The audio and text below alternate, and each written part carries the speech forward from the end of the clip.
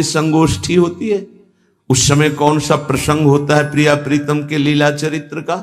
उस समय तो हम प्रसाद का स्वाद लेते हैं, उच्छिष्टामृत भुक्त वैव, प्यारे जो ने पाया है, और नाम कीर्तन करते हैं। तो हमारे हृदय के नेत्र खुलेंगे, तभी तो हमारी भजन में रुचि बढ़ेगी, जब हमारा प्रसाद पाते समय भजन होगा। बहुत ध्यान देने की बात है ये। अगर प्रसाद पाते समय प्रपंच, तो 24 घंटे प्रपंच चिंतन चलेगा। अगर प्रसाद पाते समय राग द्वेष की चर्चा, काम क्रोध की वार्ता, तो हृदय मलिन हो जाएगा। हम प्रसाद पाते हैं पवित्रता के लिए, प्राण पोषण के लिए। तो प्राण पोषण और पवित्रता दोनों होगी भगवत चिंतन से। केवल प्राण पोषण हुआ, बुद्धि अपवित्र हो गई, तो फायदा क्या? जो नाम जप करता है उसको कभी ये चिंता नहीं करनी कि अब हमारे जो पूर्व पाप हैं वो कैसे नष्ट होंगे। वज्रम पाप मही भृताम, जैसे पर्वत को चूर चूर करने के लिए देवराज इंद्र जब वज्र का प्रहार करते हैं तो वो धूल हो जाता है, ऐसे पहाड़ जैसे भी पाप हो और नाम जप कर रहे तो नाम जप क्या करता है? वज्र के समान उस पहाड़ जैसे पाप पर टूट पड़ता है और उसे धूल धूसरित कर देता है। वज्रम पाप मही भृताम।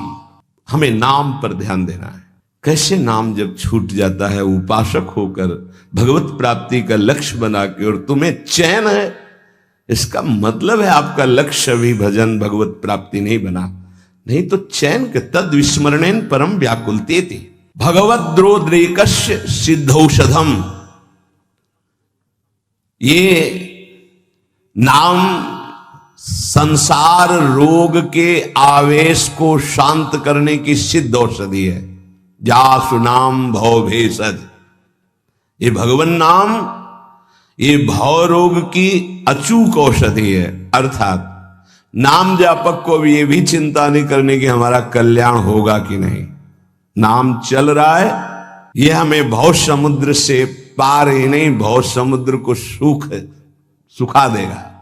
नाम लेत भव सिंधु सुखाही, करो विचार सुजन मन माही। पाप के पर्वत को वज्र की तरह नाम टूटकर धूल धूसरित कर देता है और भव समुद्र को सुखा देता है।